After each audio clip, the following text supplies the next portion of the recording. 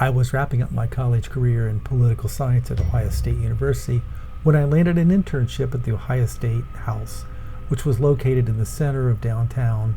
It was one of the oldest buildings downtown and was built in 1839, so it has a long history. My job was to do basic copying and move documents from office to office. Sometimes I would end up at the State House well after hours when most of the legislators had gone for the day.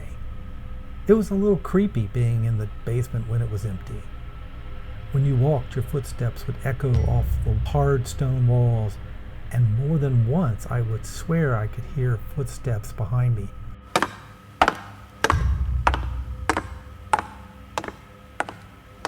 But when I spun around, the halls were empty.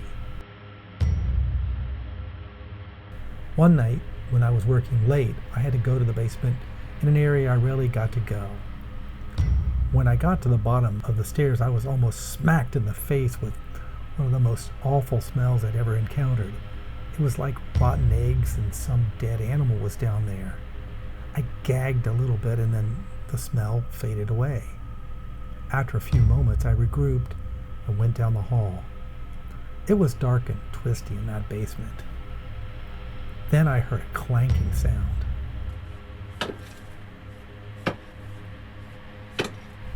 It was far away and sounded like someone pounding stone with a hammer or a pickaxe.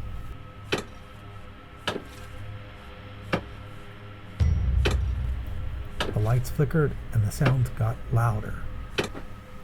Up ahead I saw shadowy shapes of men working, swinging tools.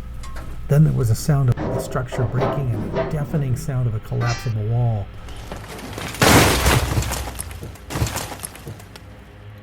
Followed by screams.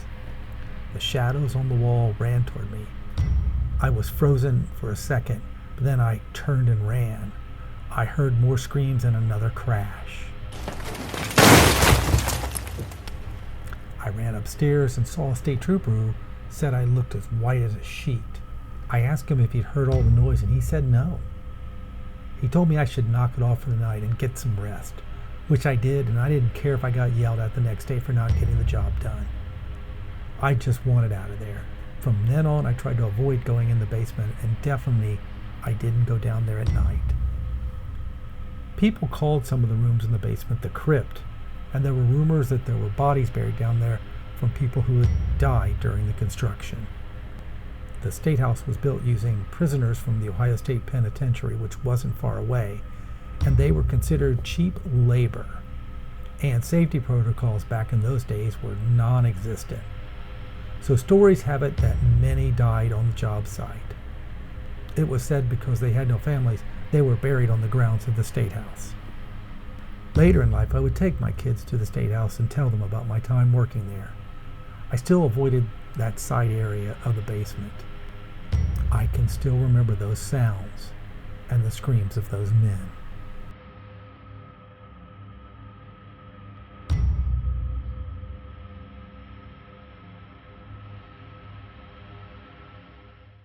As a high school student, I visited the Ohio Statehouse several times while doing book reports for my history class. I went on the free tours several times with different tour guides and thought I knew everything about the place until one time when I rode my bike to the Statehouse and wandered around one night taking pictures. It turned out to be a very strange evening for me. I was in a side hallway off the main rotunda looking out a window when I heard some music echoing off the walls.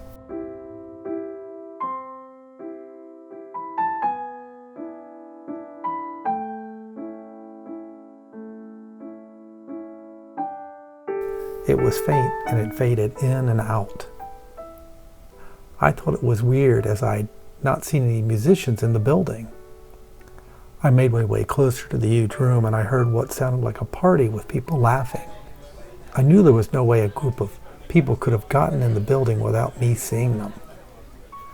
I slowly made my way around the corner and the sounds all stopped. The rotunda was empty. All I could hear was my own footsteps echo off the hard walls. I scanned around and saw nobody. I stood there for a few moments and the sounds did not come back. Finally, I decided to move on and I made my way back down the hallway. As I neared the door, I heard faint crying behind me.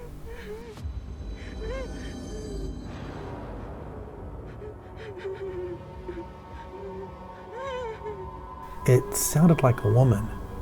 Again, this sounded like it was coming from the rotunda I just left where there was nobody.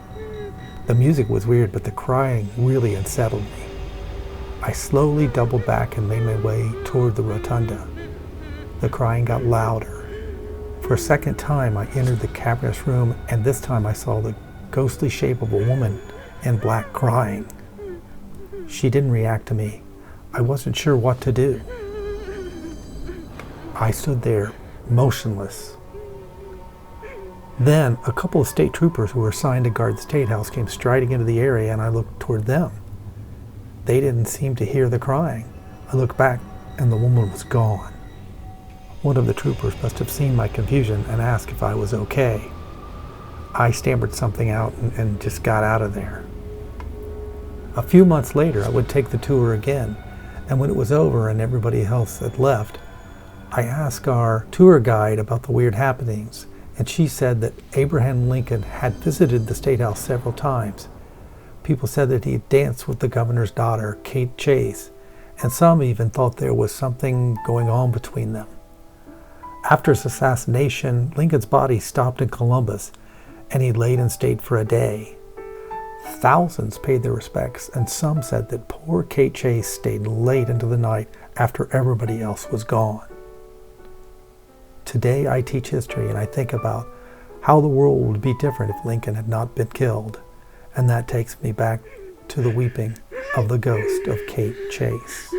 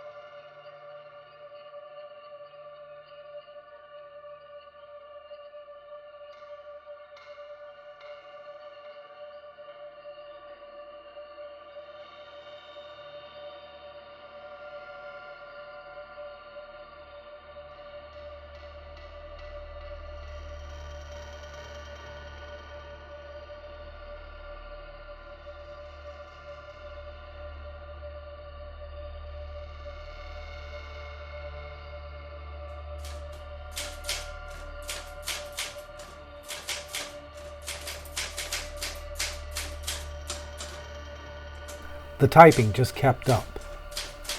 I carefully made my way down the hallway toward where I thought the sound was coming from. As I rounded the corner where the sound was the loudest and where I thought it would come from, it just stopped. All I saw was an empty desk. I scanned around and didn't see anybody. Then behind me I heard footsteps moving away. I spun around and I saw an empty hallway. But the footsteps continued. They moved away, but I was locked in place. Finally, I was able to move, and I made my way down the hallway to where the footsteps had headed off to. I ended up wandering around for a bit, and I saw nothing. I was plenty weirded out. I stopped in the hallway and looked up and saw an out-of-place window with a light on. I had seen the blueprints, and the placement of this window made no sense. I kept looking, and then a shadowy shape appeared in the window. It hovered there for a moment and then disappeared. That was the end of my night there. I didn't run, but I got out of there as fast as I could, leaving a message for my boss saying I wasn't feeling well. A few days later, I talked to my boss, who was an old-timer who'd done a lot of work at the State House. I asked him about the strange window, and he laughed a bit. He asked if I'd seen Tom. I said no. He went on to explain that Tom was a very dedicated clerk at the State House who had died, but many people were still seeing him around the place. He said that many people had seen him in that window, which was referred to as the window to nowhere. It was in a walled-off area with no access to people.